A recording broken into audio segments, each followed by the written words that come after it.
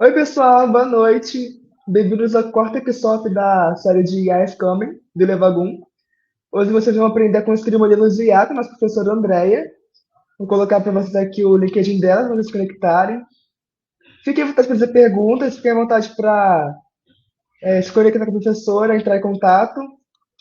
E boa aula para vocês vão adorar essa aula. Nossa professora é maravilhosa. E é isso, vejo vocês no final. Tchau. Agora fiquem com a Andrea. Obrigada, Lucas. Pessoal, boa noite.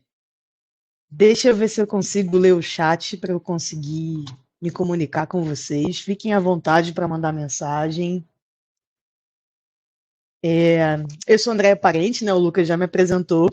Eu sou professora da UFRJ, lá na Faculdade de Engenharia Química, e também sou professora colaboradora do Levagon há um tempo já. É um prazer estar aqui com vocês nesse workshop. Bora lá compartilhar minha tela. Então, deixa eu preparar aqui a janela para vocês verem tudo. Vou colocar. Opa, sem spoilers, sem spoilers. Colocar vocês aqui do lado.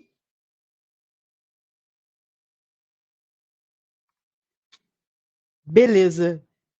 Eu acho que está todo mundo vendo minha tela e me ouvindo bem, né? Eu testei mais cedo um pouquinho com o Lucas, mas qualquer coisa podem me avisar. Então, vamos começar. Opa, deixa eu começar do começo. Vou voltar aqui.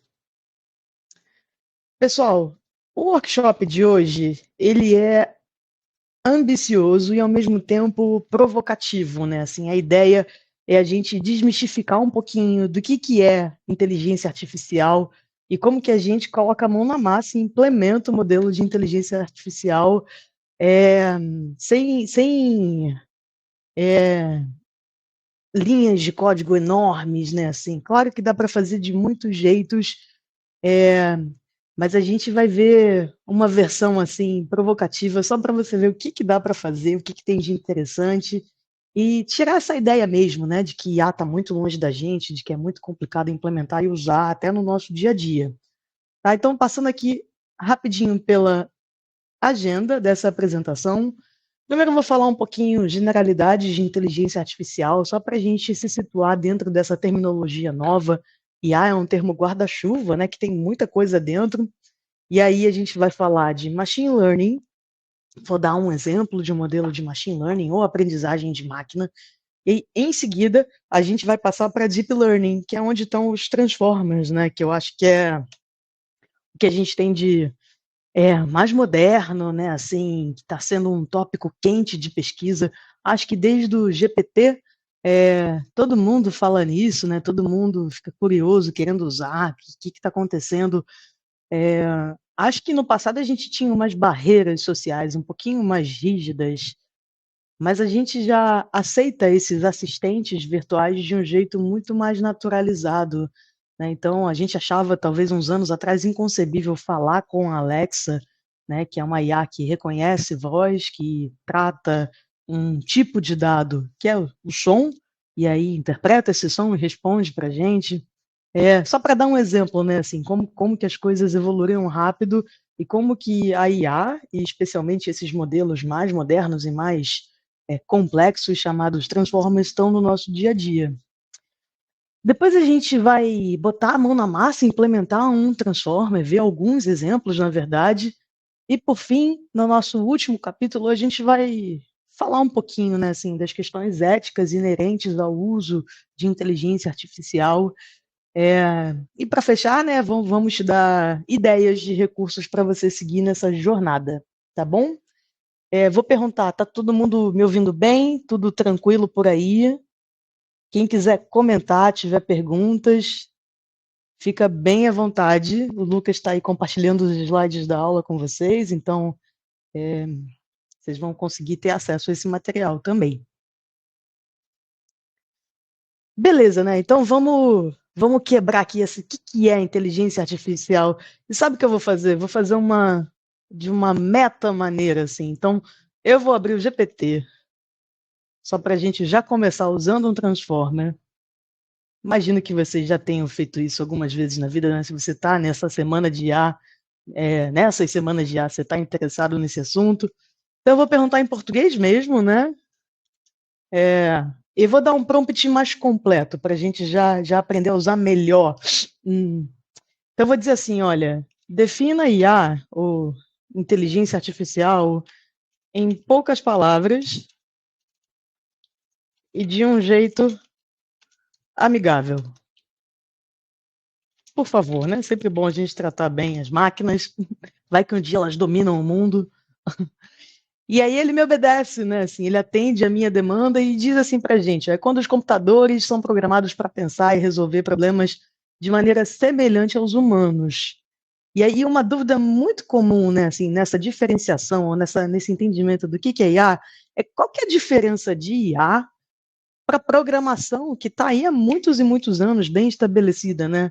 Então, eu vou perguntar também, né, o que diferencia inteligência artificial de programação no geral? E aí ele vai dizer para a gente que a principal diferença é que na programação a gente precisa explicitamente dar as instruções, né, para automatizar as tarefas que a gente precisa que sejam executadas. Já em IA, os recursos de IA, de um modo geral, eles aprendem, né? Assim, a gente não precisa dizer detalhadamente todas as instruções e, eventualmente, eles tomam decisões autônomas.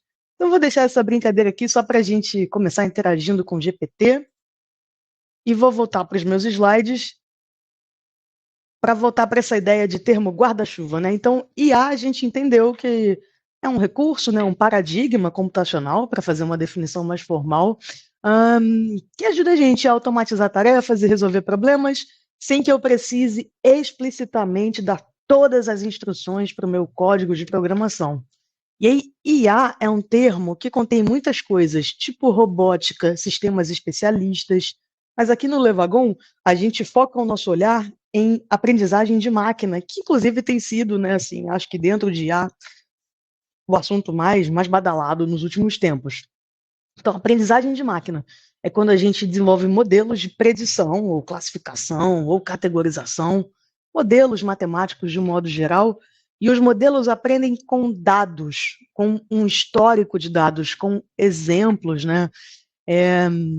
E aí, dentro de machine learning, a gente tem os modelos profundos, que aprendem com dados e nada além de dados, mas eles são maiores, têm mais parâmetros, mais complexos. Daqui a pouquinho eu vou usar um outro slide que vai me ajudar a diferenciar melhor machine learning, que é a aprendizagem de máquina, de deep learning. Beleza. Então, seguindo mais um pouquinho, a maneira mais fácil, eu não vou nem chamar de IA, que eu acho que esse exemplo aqui ainda é programação, né? Que a gente está explicitamente ensinando o computador a fazer uma tarefa que a gente faria, né? Mas a gente quer automatizar. Então, olha, a gente criou aqui uma função em linguagem de programação Python, e essa função, que a gente costuma dar um nome muito óbvio para a função, né? Um nome que deixe muito claro o que ela está fazendo, ela vai checar se a minha frase, ela recebe uma frase como input, e vai checar se essa frase contém uma certa palavra, que por acaso é tartarugas, né? E aí, para tornar insensível se a letra está maiúscula ou minúscula, a gente já faz tudo ficar minúsculo aqui, ó, nesse pedacinho. Então, se tiver a palavra tartarugas na sentença, na frase, que eu estou forçando a ficar em letra minúscula, retorna verdadeiro, se não retorna falso. Veja, a intenção da gente aqui nem é sobre o código em si, né? Tô quebrando o código para você entender cada pedacinho do que a gente está fazendo, mas é só te mostrar o primeiro passo, né, para a gente chegar no que a gente entende como IA hoje, que é essa programação em que eu explicitamente estou dizendo o que eu quero que o código faça no meu lugar. Então, se tiver tartaruga, ele vai retornar verdadeiro, senão ele vai retornar falso. Tá. Então, só para a gente esquentar e começar a chegar perto, né, dessa ideia de programação. Mas eu não quero responder se tem tartaruga, se não tem tartaruga. Eu quero resolver problemas mais complicados. E aí, para fazer isso, a gente vai usar um dataset muito famoso para os estudiosos, né, para os entusiastas de IA, que é o dataset do Titanic, um dataset de verdade, né, que tem informações dos passageiros do Titanic. Imagino que todo mundo tenha visto o filme, né? Deve lembrar bem. Então, eu vou sair do slide e vou passar aqui para o meu código. Todo mundo continua vendo a minha tela, né? Tá. Ó, no momento, eu estou usando o Google Colab. Colab é uma interface que me permite executar códigos pegando emprestado recursos da Google. Então, aqui, olha, no meu runtime, eu vou View Resources, para te mostrar que, inclusive, eu estou usando a GPU dos servidores da Google. Tá? Não estou usando o meu próprio computador, a minha máquina local, porque eu vou rodar alguns modelos mais pesados. Então, eu decidi usar essa interface, que está vinculada ao meu Drive, né, a minha conta do Google, está aqui a minha fotinho. O Colab dá algumas horas gratuitas para a gente usar com GPU, horas ilimitadas para você usar com CPU. E aí, para quem não é de hardware, deixa eu só fazer um parênteses. CPU é o nosso computador tipicamente, né? Assim, é o hardware que roda todos os esforços computacionais que a gente está escrevendo aqui no código. GPU é uma unidade de processamento gráfico que não foi nem pensada para rodar modelo matemático, foi feita aí para os gamers, e acabou que é uma feliz coincidência que GPUs funcionam muito bem para modelos matemáticos pesados, né? Modelos de IA pesados.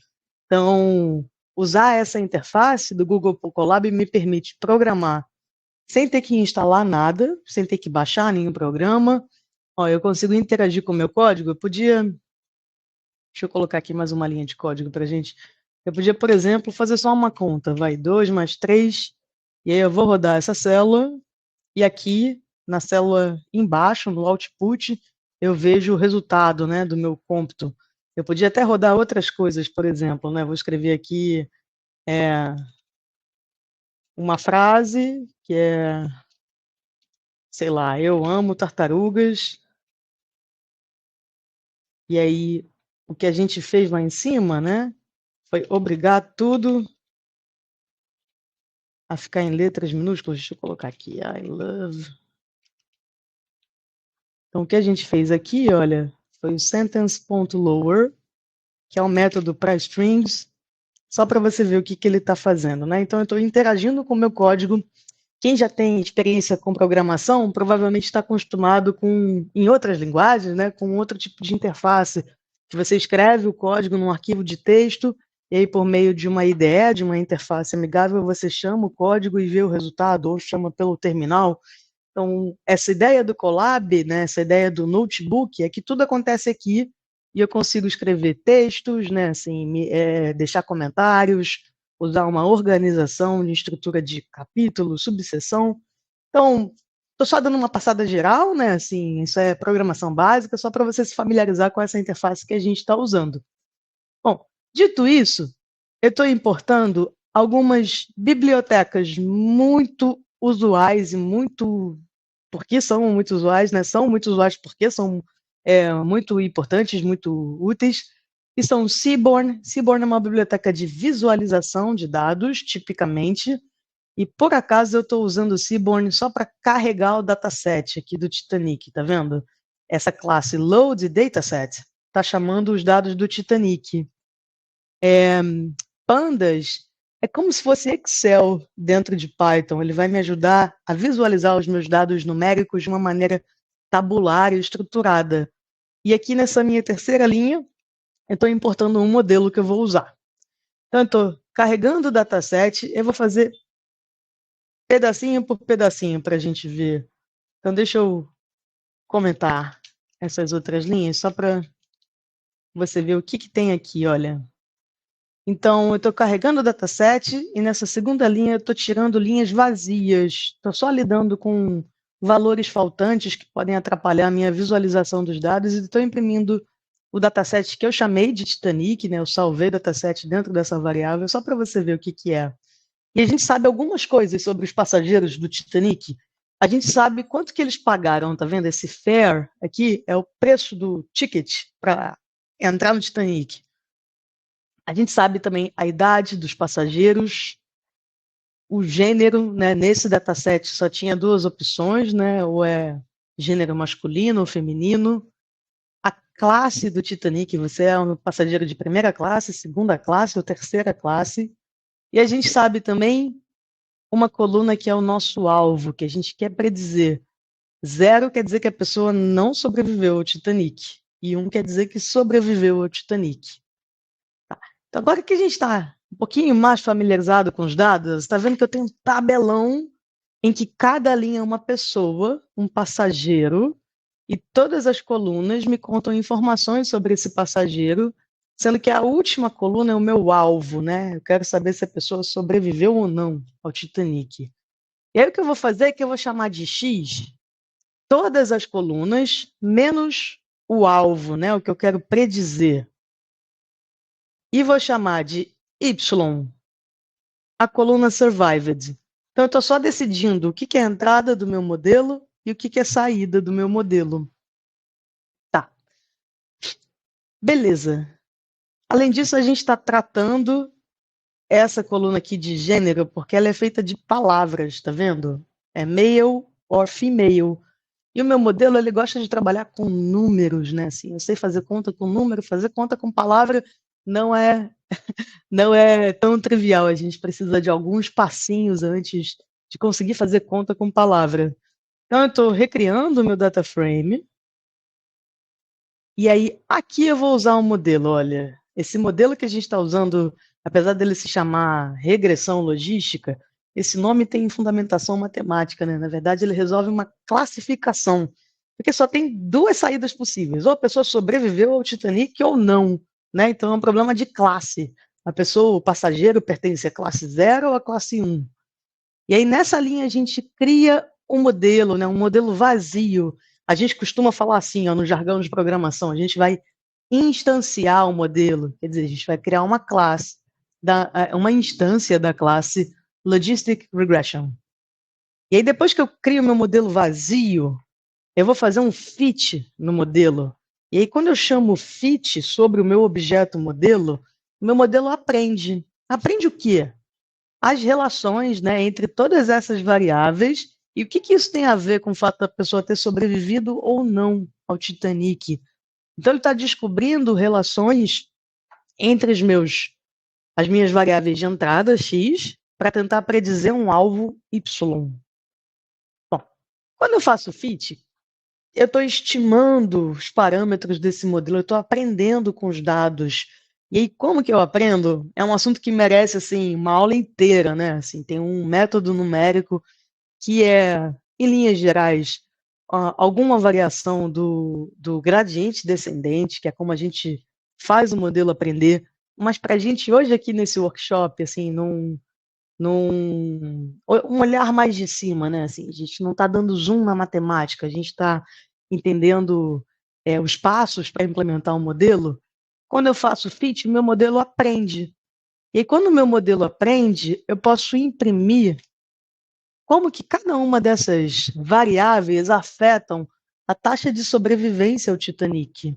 Então, quando eu imprimo essa tabela aqui, olha, com os coeficientes do meu modelo, eu posso te dizer, por exemplo, que para cada dólar, acho que foi em dólar, né? Ou para cada unidade monetária a mais que a pessoa pagou para entrar no Titanic, porque esse coeficiente é positivo, para cada unidade de dinheiro a mais que foi paga, isso aumenta as chances de sobreviver ao Titanic.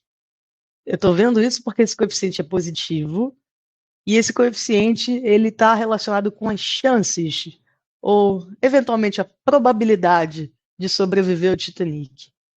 Eu também vejo, quando eu olho para a idade das pessoas, dos passageiros, que quanto mais velho, para cada vez que eu aumento em uma unidade a idade da pessoa, eu diminuo as chances dessa pessoa sobreviver ao Titanic. Quando eu olho para essa coluna do gênero aqui, por causa do tratamento que eu fiz, aqui em cima, olha, eu transformei em inteiros, então eu consegui lidar com gênero, né? Assim, só tinha duas opções, né? Female ou male. Eu estou vendo que se comparando, né, entre ser uma pessoa do gênero feminino e uma pessoa do gênero masculino a bordo do Titanic, as pessoas do gênero masculino têm bem menos chances de sobreviver. Tá vendo? Olha, é um número muito negativo, um número alto e negativo. Então eu diminuo bastante a chance de sobreviver ao Titanic. Mas isso não é surpresa, né? Se você viu o filme, você lembra bem, era mulheres e crianças primeiro. E além disso, eu estou vendo que se a pessoa mudar de classe, né, for da terceira classe, da primeira classe para a segunda classe, da segunda classe para a terceira classe no Titanic, ela também diminui as chances de sobreviver. Então, essa análise que a gente fez, né, assim, vou recapitular, né? Primeiro a gente carregou os dados, um dataset tabular, estruturado, numérico, né, quase que majoritariamente, só com o gênero aí que eu precisei fazer um pré-tratamento. Um pequeno passo de pré-processamento, a gente só tirou linhas vazias, né, assim, esse drop NA tira linhas vazias, separei o que era entrada e o que era saída do modelo, e aí consegui analisar o resultado desse modelo, que me disse tudo isso que a gente discutiu, né? E está escrito aqui no slide para você acompanhar depois. Então, o Logistic Regression, ele é um dos primeiros modelos de machine learning que a gente estuda, né? Ele resolve problemas de classificação, ele é um modelo linear, e repara que eu não disse nada para esse modelo. Eu não dei nenhuma informação sobre, sei lá, qualquer coisa, arquitetura, engenharia da construção do Titanic. Eu não dei nenhuma informação econômica explicitamente. Tudo que o modelo usou foram dados. Por isso que ele está dentro dessa terminologia de aprendizagem de máquina. Pela história do dataset, o modelo descobriu, ou o modelo aprendeu a relação entre todas essas features, todas essas variáveis de entrada, e eu consegui predizer um alvo, classificar se os passageiros sobreviveram ao Titanic ou não. Esse modelo, né, está dentro de um jeito de treinar modelos, né? Então, fazer fit no modelo significa treinar ou deixar o modelo aprender com os dados, supervisionado, no sentido de que ele tinha informações. Ops, deixa eu voltar aqui no código. Informações da entrada e da saída, né? Então, eu dava a resposta certa para o modelo aprender. E aí agora, se eu tiver uma linha nova com um outro passageiro, características de outra pessoa, e quiser saber se essa pessoa sobreviveria ao Titanic ou não, eu posso usar esse modelo treinado, né? Esse modelo fitado. Tudo bem até aí, pessoal? Alguém quer fazer alguma pergunta? Vocês estão quietinhos no chat? Está todo mundo acompanhando? Pode ficar à vontade, viu? Beleza. Vou seguir então aqui da minha parte. Agora que a gente sabe prever, né, se uma pessoa sobreviveria ao Titanic, vou usar esse modelo como um bloco, né, assim, um passo para a gente falar dos tais dos Transformers, né, assim, por que eles estão sendo revolucionários, né, na atualidade, por que só se fala nisso, todo mundo quer usar. E aí a primeira coisa que eu vou fazer é comparar um modelo de machine learning com um modelo profundo, porque os Transformers, eles estão dentro dessa terminologia de modelo profundo, né? Assim, então a gente vai chamar de modelo profundo ou rede neuronal, de maneira tratando eles como sinônimos, né? Então rede neuronal ou modelo profundo, para mim e para o Levagon é a mesma coisa. E os modelos de aprendizagem de máquina, que são um guarda-chuva acima, né? Qual que é a diferença deles? É que no modelo de machine learning, é meu trabalho, tá vendo que tem aqui ó, um cientista de dados no meio do caminho? É meu trabalho dar as entradas para o modelo explicitamente. Então eu preciso entender que a taxa que a pessoa pagou, né, o valor do ticket que ela comprou para o Titanic faz diferença. Eu preciso passar a idade, o gênero. Então eu tenho que dar variáveis de entrada do modelo interessantes para o modelo conseguir fazer um bom trabalho. Deixa eu tentar dar outro exemplo, vai. Imagina que não é sobreviver ao Titanic. Imagina que você quer fazer um carro autônomo, um carro que se dirige sozinho Eu acho que a nossa geração, acho que a gente que está aqui hoje, vai viver o suficiente para ver carros autônomos nas ruas. É, como é que você faria um modelo para um carro que se dirige sozinho? Que variáveis você acha que importam, né? Assim, eu posso é, citar algumas, não sei, talvez a altura dos objetos, o que você acha? A altura dos objetos vai me ajudar a diferenciar se é um poste, se é um semáforo, se é uma pessoa. Talvez além da altura, eu possa dar a velocidade relativa dos objetos, porque se estiver indo devagarzinho, eu entendo que é um pedestre. Se estiver indo mais rápido, pode ser um outro veículo em movimento. Forma geométrica, cores, né? Assim, eu posso pensar em algumas variáveis que me ajudariam a construir um modelo de um carro que se dirige sozinho. Então, por isso que tem aqui no meio do caminho, olha, um cientista de dados, né, trabalhando nessas features, na extração dessas features. Agora, se eu partir para um cenário em que eu vou adotar um modelo profundo, tudo que eu preciso fazer é dar um vídeo da cidade, das ruas, ou um vídeo de um carro em movimento, ou uma foto do carro, né? Se a gente quiser falar, simplificar um pouquinho a conversa. E aí, baseado na foto, o modelo vai extrair as variáveis relevantes. Eu nem vou conseguir ver direito quais são, né? Assim, essa é até uma crítica que se faz aos modelos profundos. Eles não são tão facilmente interpretáveis. Igual a gente acabou de fazer com lendo os coeficientes, né? Assim, essa feature ajuda a sobreviver, essa feature ajuda a não sobreviver no Titanic. Então, o modelo profundo ele não me mostra isso tão claramente, né? Ele vai pegar a foto, o vídeo e ele vai extrair dali o que é relevante. Então, esse trabalho do cientista de dados no meio do caminho não tem. E, além disso, os modelos profundos, né, eles são profundos porque eles têm muitas camadas e muitos parâmetros. Então, eles são modelos grandes. Né? Mas não estou fazendo um juízo de valor, né? Dizendo que um é melhor do que o outro.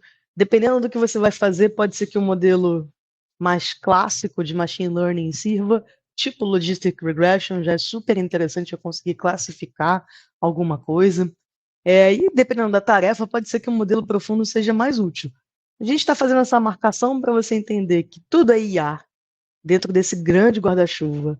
Dentro de IA, a gente tem machine learning, que é a aprendizagem de máquina, e uma ramificação de machine learning, um tipo de machine learning, é o tal do deep learning.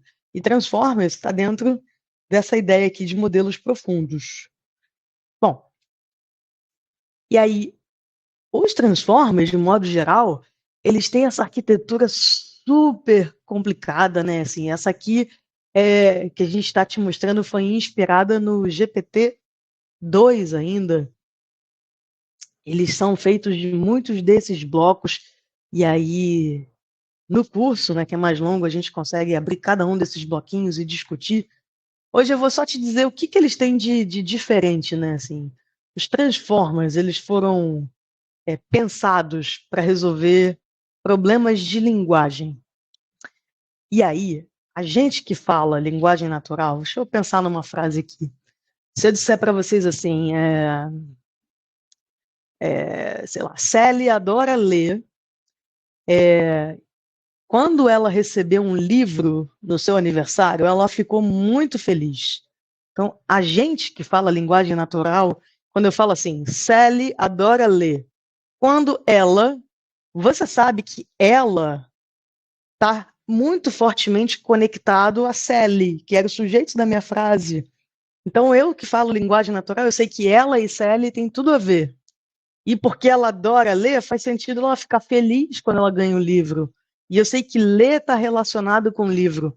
Então, a gente consegue muito naturalmente perceber as relações entre as palavras numa frase. Mas os modelos não, né? Eles precisam de algum recurso para conseguir fazer isso. E o truque dos Transformers, né, que revolucionou como que a gente lida com linguagem, foi usar um mecanismo que se chama atenção para fazer as palavras dentro de uma frase, né, se chama self-attention, esse mecanismo. Então, para fazer as palavras dentro de uma frase, prestarem atenção nelas mesmas. E aí a gente descobre se as palavras estão relacionadas ou não. E essa ideia que está dentro desse bloco aqui, ó, desse multi-head attention, foi o que foi divisor de águas. Quando publicaram esse artigo, Esse artigo se chama Attention is All You Need, que é até uma brincadeira com aquela música dos Beatles, né? Quem escreveu foi um pessoal que trabalhava lá na Google na época. Então, quando esse artigo saiu, o nosso jeito de lidar com linguagem mudou, e aí a gente está vivendo a revolução que a gente está vivendo, né? Assim, desde o GPT, de todos esses modelos muito fortes de linguagem. Então, o pulo do gato é esse mecanismo de atenção que eu tentei te explicar em palavras muito simples, né? Te explicar rapidamente em poucas palavras. Claro que é toda uma conta, né? Uma multiplicação de vetores, mas tudo isso para fazer as palavras descobrirem se elas estão relacionadas ou não.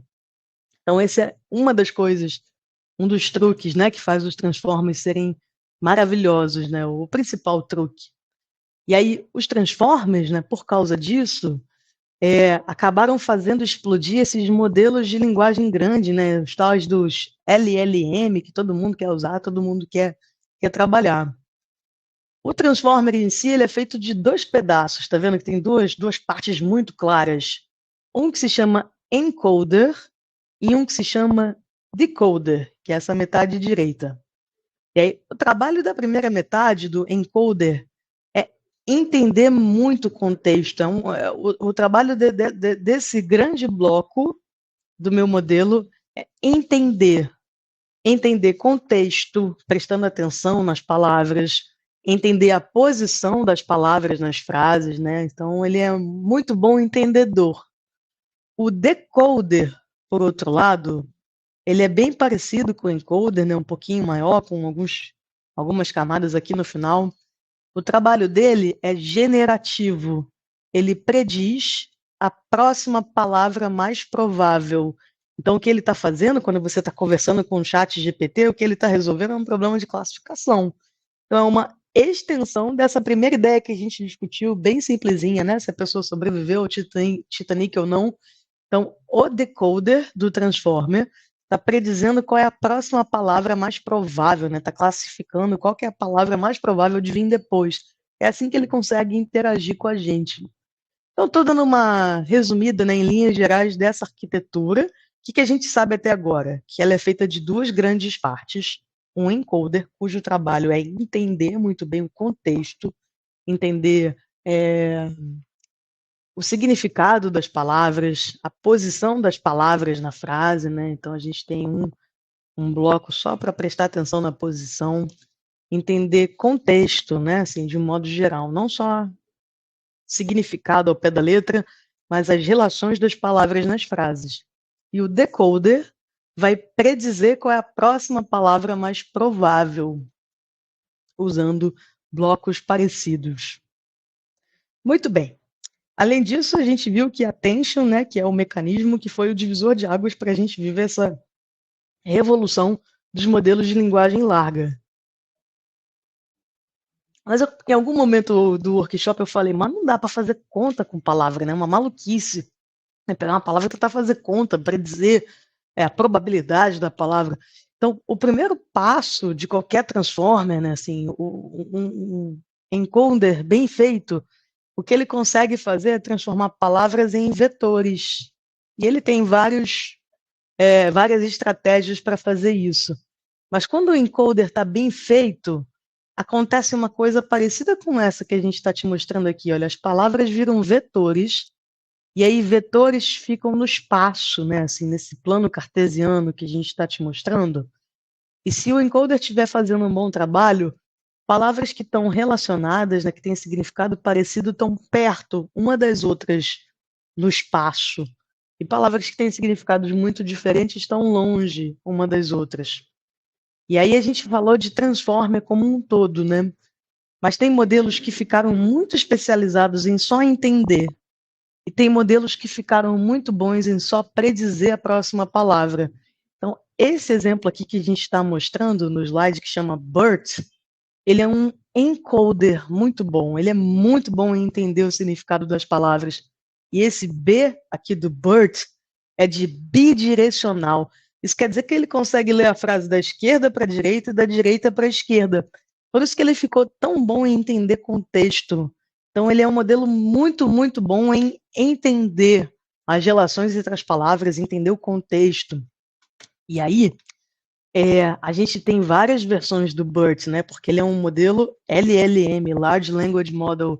A gente está te mostrando duas, mas tem uma anterior a esse BERT básico aqui, tem o BERT Tiny, Tiny de pequenininho, né? E o pequenininho, ele tem 4 milhões de parâmetros. Só para dar uma ideia, né, da ordem de magnitude desses modelos enormes. E aí a versão básica tem 110 milhões de parâmetros, e a versão maior, né, a versão Pro aí do BERT, tem 340 milhões de parâmetros. Então esse modelo enorme precisou ser treinado com muitos exemplos, né, assim, para ele ficar bom e entender. Custou muito para treinar esses modelos, né? Eles são caríssimos e a gente dificilmente consegue fazer um modelo desses do zero. Nosso computador não aguenta, nem pegando emprestado, né, os recursos aí da Google, a gente consegue treinar do zero um modelo desse tamanhão, né? Só para te dar essa noção de tamanho, ó, esse modelo aqui que a gente rodou do zero, esse aqui do Titanic, ele tinha 1, 2, 3, 4, mais o bias que a gente não mostrou, mas o intercepto, né? Então ele tem 5 parâmetros. A gente aprendeu 5 parâmetros quando eu fiz o fit desse modelo. E eu estou te dizendo que o BERT pequenininho tem 4 milhões de parâmetros para estimar. Então, só para tentar te dar uma noção dessas dimensionalidades. Bom, agora que eu falei assim, tentei te dar uma ideia, né, de como que eles funcionam, uma pincelada, claro, né? Espero que tenha ficado claro, senão, de novo, vocês podem fazer perguntas. Eu vou partir para implementação desses modelos, né? Vamos ver como é que a gente vai fazer isso. Se ele tem milhões de parâmetros, não dá para usar, treinar, fazer o fit do zero. Como é que a gente vai fazer para usar esses modelos? Ah, então, seria muito difícil, né, fazer isso no meu próprio computador, ia precisar de muitas linhas de código. A gente até faz na universidade, né, mas desse lugar de desenvolvedores ou criadores de modelo. Mas se eu quero usar um modelo pré-treinado, né, um modelo que já está bem estabelecido, a gente vai te ensinar como que faz isso agora. E aí, eu preciso te apresentar o Hugging Face. Eu não vou nem olhar o slide, eu vou abrir o Hugging Face para vocês verem. Então, vamos lá no Hugging Face. Eu não quero ir nos modelos direto, eu quero ir no Hugging Face. A página principal para você conhecer. Olha, eu não sei nem como é que eu defino o Hugging Face. Se eu falo que é uma plataforma, uma rede, acho que ele é tudo isso, né? E aqui no Hugging Face você tem acesso gratuito, eu não vou precisar nem fazer login, vocês vão ver, a vários datasets, por exemplo. Então, se eu quiser usar um conjunto de dados para estudar um modelo, eu posso baixar daqui ou usar até online. E aqui tem um monte de modelos pré-treinados. Então, eu vou pegar, por exemplo, aqui, ó, nessa lista de modelos, a gente está falando de linguagem. Deixa eu pegar, por exemplo, tradução. Tradução é uma tarefa que era bem difícil, né, até muito pouco tempo atrás. Eu não sei se vocês lembram, mas era muito difícil usar até o Google Tradutor, porque ele era quase que um dicionário, né, fazia traduções literais, não dava para confiar nele. E hoje em dia ficou muito melhor desde que a gente começou a usar IA e Transformers, né, naturalmente. Então, eu estou clicando na tarefa tradução e estou vendo aqui uma lista, olha, de possíveis modelos para traduzir. É um pouco parecido com GitHub. Então, o nome do modelo ele costuma vir assim, olha, primeiro vem o nome do usuário ou do grupo que criou o modelo. Esse grupo Helsinki NLP é um grupo bem ativo no Hugging Face. E aqui na metade direita tem o nome do modelo e o que ele faz. Ó. Esse modelo aqui, por exemplo, ele traduz de espanhol para inglês. Então, só para te ajudar a navegar no Hugging Face. Então, as pessoas fazem upload dos seus modelos e você pode simplesmente usar esses modelos, né? Você tem acesso gratuito para um monte de modelos enormes pré-treinados. Então, eu vou passar de novo para o meu notebook e aí a gente vai experimentar alguns desses modelos, tá? Então, o primeiro que a gente vai testar, na verdade, eu vou criar um aqui só para você ver ao vivo como é que seria. Vamos lá. Vou criar aqui, olha, de espanhol para inglês. Vamos ver como é que está meu espanhol hoje. Abrir o modelo. E aí, tem informações do modelo, você pode ler a documentação melhor. Eu vou clicar aqui, ó, Use this model. E aí ele me dá duas opções para usar esse modelo. Eu vou simplesmente copiar e colar essa primeira opção aqui. Então eu vou colar no meu código. Aqui nessa primeira linha, eu estou importando a classe pipeline. E aí, a pipeline que eu quero usar vai resolver uma tarefa de tradução. Então, primeiro vem o nome da tarefa, e depois eu estou dizendo exatamente qual que é o modelo que eu quero usar. Quero usar o modelo do grupo Helsinki para resolver uma tradução. E aí, como é que eu vou fazer? Eu chamei de pipe, e eu vou ter que passar uma frase em espanhol. Tem alguém que fala em espanhol aí, ao vivo, para me ajudar? Vamos pensar numa frase em espanhol para ver se a gente consegue traduzir para inglês.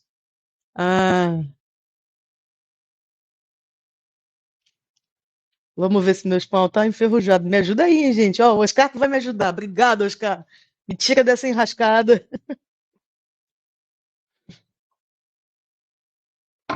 Tengo hambre. Perfeito. Obrigada. Foi o Leonardo que me ajudou. Vou tentar as duas, hein? Tengo hambre. Vamos ver se vai funcionar a minha pipe. Então, eu vou rodar aqui ao vivo.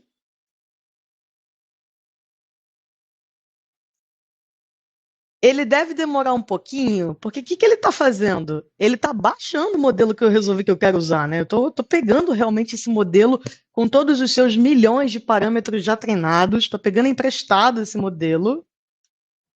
Eu escrevi errado? Tengo hambre? Ah, é com H, né? Opa! Então vamos de novo. Agora ele já baixou o modelo, então deve ser um pouquinho mais rápido. E aí, olha o que ele me dá como resultado, ó. É uma lista. Eu sei que é uma lista porque eu estou vendo esses colchetes externos.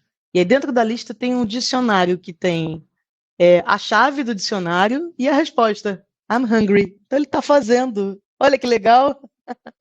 Deixa eu tentar uma frase maior aqui, que é essa que o Oscar mandou para gente. Deixa eu copiar e colar. Então, olha que loucura, gente. Vê se vocês concordam com o que eu vou falar. Eu acho uma loucura o que a gente está fazendo. A gente pegou um modelo enorme, como se eu estivesse tirando ele de uma caixa de ferramentas. Então, essa classe de pipeline me ajuda a fazer isso, né? Assim, eu estou simplesmente usando o modelo. Ó, we're learning a little bit about models. Ele funciona honestamente, vamos dizer que é uma tradução honesta, né? Decentemente. E a gente vai usar essa sintaxe de pipe nesse notebook que a gente preparou para vocês. Mas eu vou só te mostrar a outra opção que você teria, só para você já ficar familiarizado com ela. Essa aqui é um pouquinho mais complicada, eu tenho mais do que 2 linhas de código. E aí, esse segundo jeito, eu tenho um pouquinho mais de acesso ao modelo. Eu não estou usando uma caixa preta fechada. E aí, se eu usar assim, nessa segunda versão, eu posso sintonizar finamente o modelo. Eu ainda vou pegar o modelo enorme emprestado, com todos os seus milhões de parâmetros já estimados, e o que eu posso fazer é talvez ajustar um pouquinho esses parâmetros do modelo para o meu dataset.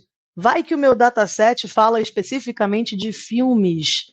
E aí, por exemplo, se eu estiver falando de filme, eu posso falar da direção do filme.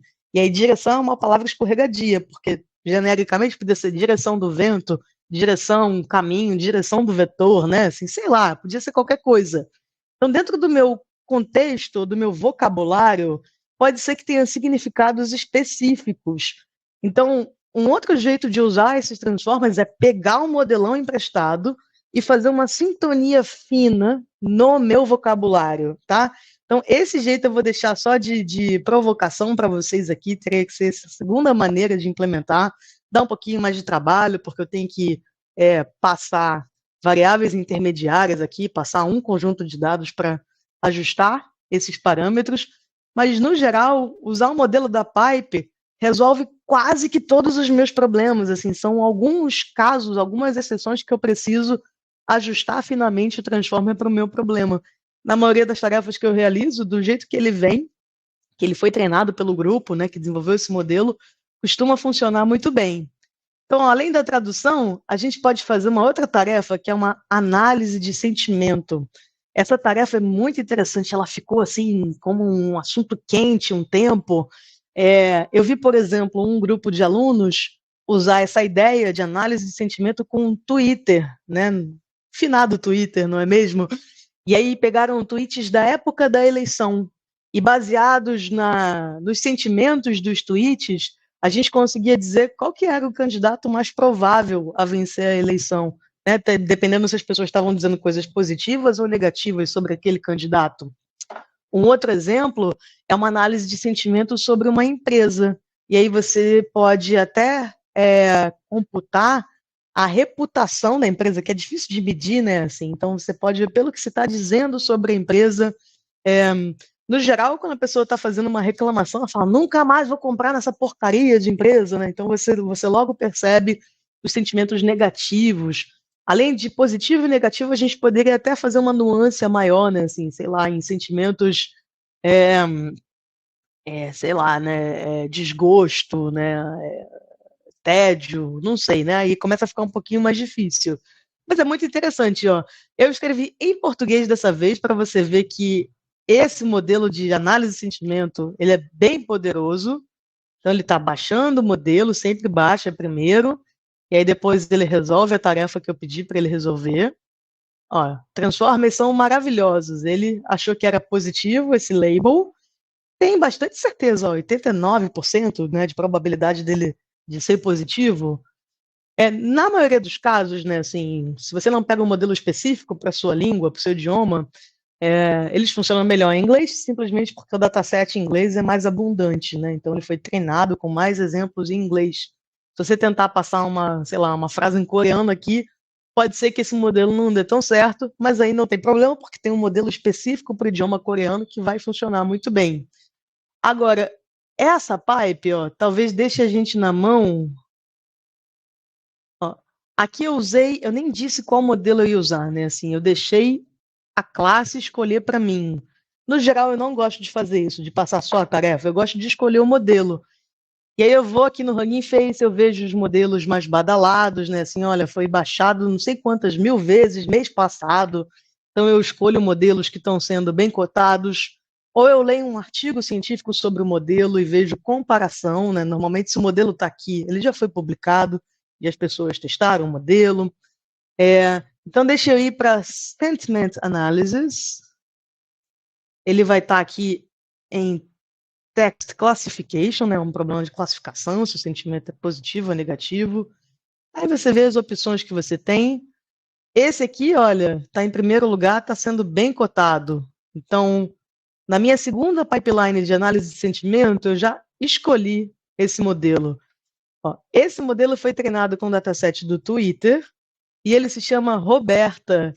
Lembra do slide que eu te apresentei, o BERT? Deixa eu voltar aqui. BERT, né, que é muito bom em entender. E aí o pessoal continuou estudando, e aí descobriram que o BERT, apesar dele ser muito bom, porque ele é bidirecional, ele era um pouco mal treinado, ele podia ter sido treinado por mais tempo. E aí um outro grupo de pesquisadores pegou a arquitetura do BERT, deixou treinando mais tempo, e aí fez o Roberta, que costuma superar o BERT em termos de desempenho. Esse é o último, né? Ó, latest. E aí eu vou passar uma frase que tem uma gíria, né? Assim, these beats are sick é uma coisa que tem um sentimento positivo. Só que ao pé da letra, sick, né? Não é uma coisa boa. Então, olha o que vai acontecer. Eu acho que esse modelo vai dar errado. Vamos ver, vamos testar. Tá baixando o modelo. Ó, ele até entendeu. O Roberta conseguiu fazer, né? Ele achou que era uma frase positiva. Agora, ao invés de usar o Roberta, deixa eu voltar nesse aqui e usar a mesma frase. So, these beats are sick. Esse modelo padrão que ele está carregando não foi treinado com Twitter. Então ele não sabe gíria, ele não está familiarizado com vocabulário mais moderno. E aí ele acha que these beats are sick tem um contexto negativo. Então, tomando esses cuidados, né, de usar um modelo que faz sentido para o teu caso, na maior parte dos casos a gente consegue tirar da caixa de ferramenta um modelo que vai resolver muitas tarefas interessantes. Uma outra tarefa que a gente pode fazer é resumir. Às vezes você tem um texto enorme, né? Você quer pegar só os pontos principais desse texto. E aí, olha, esse texto que eu copiei e colei aqui previamente, eu vou te mostrar de onde ele vem para você ver que ele é uma reportagem real da BBC. É sobre essa menininha aqui que escalou uma montanha no norte da África. E aí tem um texto aqui. Então, o que eu fiz foi copiar e colar esse texto no meu notebook. Eu até podia ter automatizado ele ler sozinho da BBC, mas a BBC tem um bloqueio, ela não deixa do meu Google Colab eu fazer um scraping, né? Eu ir lá e ler o texto direto. Então, eu tive que usar a versão meio manual mesmo, que foi copiar e colar o texto aqui, porque o meu foco era te mostrar um modelo, né? Então, eu vou fazer uma pipe de resumir. Eu estou usando o BART, não é o BERT, é o BART, é o primo do BERT, que é um modelo muito bom em resumir. E vamos ver se ele me conta as principais coisas sobre esse texto, né? Então, vamos ver se ele consegue realizar essa tarefa.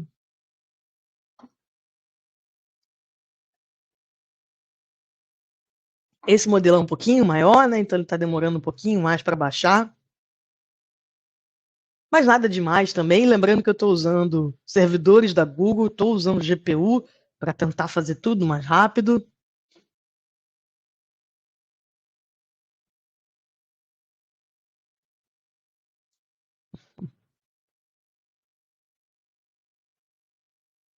Vamos ver se ele vai fazer.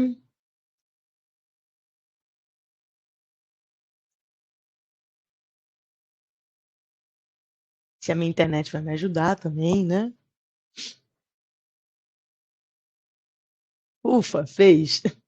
Enquanto isso, deixa eu rodar os de baixo, que eles são grandes também, aí eles já vão baixando, enquanto a gente analisa o nosso resumo. O nome da menininha se tornou a pessoa mais nova a completar os 3 picos em 48 horas.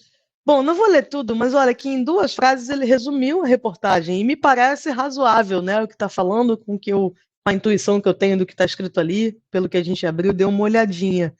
Então, o BART é um modelo poderoso, né, assim, para resumir textos, resumir a informação para a gente importante.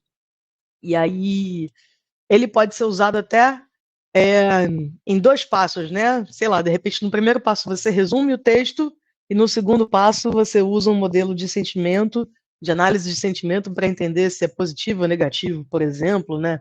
Você pode fazer muitas coisas. O BART, ele é um transformer inteiro, porque ele tem que receber um texto grande, entender muito bem o contexto desse texto, e depois ele tem que gerar uma sequência de palavras que é o resumo. Já o modelo que classifica sentimentos, ele não precisa ser um transformer inteiro, ele pode ser só um encoder. Ele vai ficar muito bom em entender o contexto, e aí no final dele a gente pendura uma camadinha de classificação só para ele dizer se aquele contexto é positivo ou negativo. Então, embora a gente tenha te apresentado a ideia inteira do Transformer, que foi publicada no artigo, né, aquele artigo Attention is all we need, a gente tem modelos que são só encoders, modelos que são só decoders. O GPT, por exemplo, ele é só um decoder. Ele é muito bom em interagir com você. Então, eu não preciso de um encoder, né? Então, só para te dizer que existem, né, modelos só encoder, só decoder e transformers inteiros. O BART é um exemplo de um transformer inteiro, porque ele precisa receber uma sequência e o output dele é uma sequência.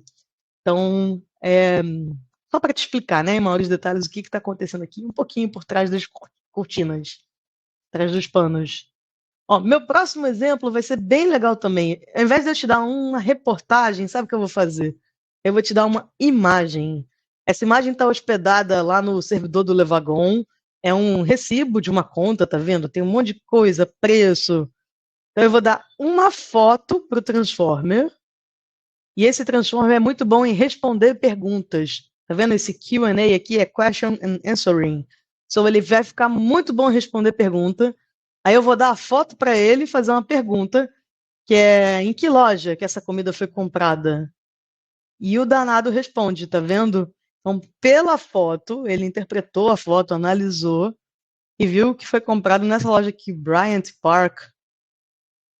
Não sei do que é, né? Não conheço a loja, imagino. Mas onde que foi comprado está respondido, né? Poderia fazer até outras perguntas, quanto deu a conta total, mas é bem impressionante, né? Assim, as capabilidades, e a gente nem entende completamente o que esses modelos fazem, né? Assim, nesse ponto que a gente está, os modelos são tão grandes, com tantos bilhões de parâmetros, e viram tantos exemplos, né? Foram treinados com um dataset tão grande, que a gente se pergunta, né? Assim, o que esse modelo não sabe fazer? O que esse tipo de modelo não consegue fazer? Né? E para fechar essa sequência de exemplos legais, olha, eu vou terminar com um modelo do tipo diffuser. É um modelo generativo, e aí eu vou dar uma descrição para ele. Olha, eu quero uma pintura, uma imagem da Torre Eiffel no estilo renascentista. Esse modelo demora um pouquinho mais para rodar, e ele tenta fazer. Né? Eu vou rodar de novo, que é da primeira vez que eu tinha feito, eu tinha gostado mais da Torre Eiffel. Vamos ver se ele vai fazer um modelo um pouquinho diferente. Agora ele já baixou o modelo, talvez ele faça um pouquinho mais rápido, né? Vamos ver.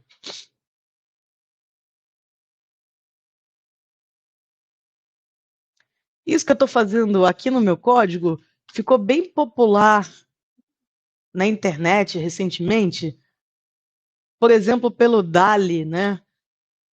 O DALL-E, se você fizer, eu tive que fazer cadastro, mas é de graça. O DALL-E ou o Midjourney são dois exemplos, né, assim, de aplicações web. Eu escrevi essa descrição aqui, olha. Eu não sei se eu não escrevi bem ou se ele não entendeu bem, né? Porque eu queria um astronauta em cima de um gato, né? Mas ele fez um gato astronauta. Mas ainda assim é bem impressionante, né? Assim, eu pedi para ser uma foto realista e aí ele seguiu o meu prompt, seguiu as instruções que eu fiz. Então o DALL-E é um tipo de modelo generativo. Agora ficou mais renascentista. Eu gostei mais dessa versão, tá? Então você consegue, né, descrever o que você espera como resultado, e esse modelo generativo, né, que trabalha com texto e imagem, né, a entrada é texto, a saída do modelo é imagem, ele consegue fazer. Estou fazendo uma brincadeira aqui, né, tanto com o gatinho astronauta quanto com a Torre Eiffel renascentista, mas a intenção é só mostrar que o céu é o limite, né? Assim, muitas coisas podem ser feitas, muitas coisas interessantes, outras não tão interessantes, né? Tipo deepfake e todas essas coisas que a gente vem se deparando, né? Que trazem uma discussão ética também, né? Numa próxima camada. Então, vou voltar no meu notebook, quer dizer, nos meus slides, né? E a gente passou por vários exemplos no notebook, né? Usando essa sintaxe de pipeline que tira da caixa, pega lá emprestado do Hugging Face, que é uma plataforma maravilhosa para a gente acessar modelos muito poderosos. Então a gente testou tradução, análise de sentimento, responder pergunta, né? A gente fez um monte de coisa. Por fim, a gente fez uma tarefa do tipo text to image, seguindo um prompt, uma descrição. E agora que a gente entendeu que dá para fazer muita coisa e que não é tão difícil assim implementar, a gente fez com poucas linhas de código, vale uma ressalva, né? Assim, especialmente quando a gente coloca os sapatos dos desenvolvedores, né? Nós que estamos do lado de, sei lá, cientistas de dados, a gente precisa pensar nos impactos do que a gente está fazendo e tem que tomar muito cuidado, né? Assim, a gente tem vários casos que trazem essa discussão ética, né? Assim, dos mau uso de mau uso da inteligência artificial. Por exemplo, né, a Amazon percebeu que tinha uma ferramenta de filtrar currículo. Né, era para usar uma inteligência artificial para selecionar os melhores candidatos. E aí percebeu-se que pelo número de exemplos, né, quando tinha a palavra mulher no currículo, ele tinha menos chance de ser bem sucedido. Esse bias, esse viés, veio do próprio dataset, né? Ele nem é do modelo, mas em muitos exemplos é um viés da sociedade, de um modo geral, mas que a gente, quando desenvolve um modelo, a gente não quer reforçar. Então, esse é um caso, né? Assim, também teve um caso que ficou bem badalado, saiu nas notícias, de um julgamento, e aí os advogados levaram 6 casos fictícios como exemplo, né? Como é que é a expressão, né? Assim, quando já teve um caso antes, né? Isso vira precursor, né? É uma outra palavra. Se tiver alguém aí de direito puder me ajudar a lembrar da palavra, mas eram casos inventados, né? Assim, por um modelo do tipo GPT, né? Assim, esse primeiro exemplo aqui é uma ferramenta chama Compass, que é para predizer o risco de reincidência de um crime. A pessoa cometeu um crime e aí ela está lá nas bases de dados do governo e essa ferramenta prediz a probabilidade da pessoa reincidir no crime. E aí essa ferramenta predizia um risco muito mais alto de reincidência para pessoas pretas, né? Então, o viés estava ali nos modelos. A gente aqui no Brasil viu o caso do C6 também, né? Era até mais simples, era um caso de reconhecimento de face. E como o dataset que foi usado para treinar o modelo não tinha muitos exemplos de pessoas asiáticas, pessoas pretas, pessoas de outras etnias, o modelo só reconhecia pessoas brancas, né? Então tem toda uma questão ética, né, em tudo que a gente está falando. E quando a gente faz um modelo, a gente precisa se perguntar de onde vieram esses dados. Será que esse dataset é bem balanceado, bem distribuído? Será que eu não tem embutido aí um viés? Além disso, quando eu treino um modelo desse tamanho, qual que é a pegada de carbono que eu deixo, né? Assim, não é sustentável retreinar um GPT, né? O GPT-3 tem 175 bilhões de parâmetros. Então, esse tipo de pergunta ética, né? Assim, acho que a gente precisa começar a se fazer, porque a gente está vivendo muito a hype, né? Assim, da IA, mas tem desdobramentos. Eu não estou dizendo que eles são impeditivos do uso que a gente quer fazer, né? Coisas incríveis podem ser alcançadas. Eu sou uma modeleira entusiasta, declarada, mas acho que a gente precisa pensar nessas questões éticas, né? Eu não vou me aprofundar muito nelas, mas eu acho que vale a pena deixar essa sementinha aqui, especialmente nessa semana de IA. É, mais um exemplo, né? Assim, era um modelo que predizia profissão. Aí, quando a profissão paga bem, olha, que ganha um salário alto, no geral, você pedia para gerar uma pessoa dessa profissão e o modelo gerava pessoas de pele clara. E aí, profissões menos remuneradas, ele conseguia gerar outros tons de pele, né? Mais escuros. Então, você também continua vendo o viés da sociedade incutido no modelo. Então, são só alguns exemplos, né, para a gente ficar pensando nisso e pensar também em maneiras, né, de não deixar isso se propagar. A gente tem ferramentas para fazer isso, mas acho que a principal ferramenta é a gente se perguntar: será que o meu dataset é enviesado? Analisar bem o resultado dos nossos modelos e ver se a gente não está propagando esses vieses sem perceber. Por fim, pessoal, sim, esse é um workshop assim muito, é a primeira vez que eu dou esse workshop, já sou parceira do Levagon há muito tempo. Esse eu achei muito legal, né? Porque ele vai do começo até o fim. A gente começa discutindo generalidades do que é IA. Eu te mostro um modelo menor, mais simples de machine learning, para a gente ver se dá para sobreviver ou não dá para sobreviver ao Titanic, só para a gente começar a esquentar essas ideias. E no final a gente está usando Transformer, né? Que é o que tem de mais moderno. E eu estou te mostrando que com o Hugging Face ou outras, né, assim, plataformas, mas Hugging Face é realmente assim impressionante, a gente implementa com poucas linhas de código, né? Então, não é impossível. Espero que tenha desmistificado essa ideia para vocês. É claro que a gente não aprofundou e detalhou a matemática, mas quem tiver interessado em trocar uma ideia pode me contatar, pode procurar a equipe do Levagon. No curso, né, assim, com certeza tem oportunidade aí não quero ficar fazendo propaganda do curso, mas a gente meio que acaba fazendo naturalmente, né? A gente tem momentos, né, que a gente abre a matemática e mostra, tem momentos de mão na massa, como que a gente viveu hoje, né? Bom, além do próprio Levagon, né, e do Hugging Face, a gente também deixa aqui de sugestão, né, para esse feriadão aí, se você tiver com tempo, assistir esse documentário na Netflix, especialmente sobre essa questão de ética, né, para a gente conseguir ficar pensando nos desdobramentos disso. No mais, pessoal, vocês têm perguntas para mim? Tem alguma coisa que não ficou clara, que você queria passar com mais calma ou revisitar? O que vocês acham? Podem ficar muito, muito à vontade. Mas se a gente não tiver mais perguntas, ó, deixa eu ver. A Ariana está digitando, deixa eu ver se é uma pergunta.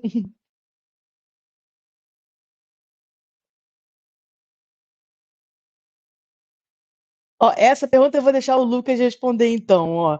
Vou agradecer de novo a atenção de vocês, a participação nesse pré-feriadão. Muito obrigada. E estou disponível, viu, pessoal? Foi um prazer. Pessoal, obrigado por participar. A Alana vai ficar sem a aula e o slide vai ficar disponível para vocês usarem, para reverem a aula também quando quiserem. E muito obrigado por participarem, pessoal, do nosso quarto episódio. A semana de IESCOM não acabou ainda.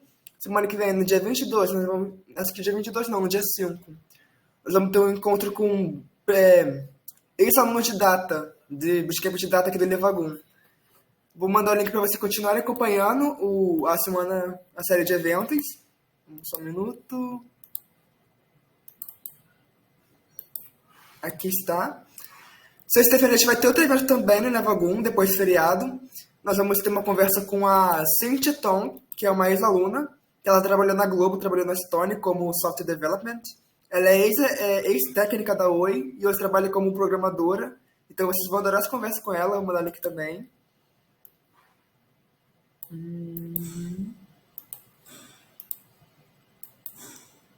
Aqui tá.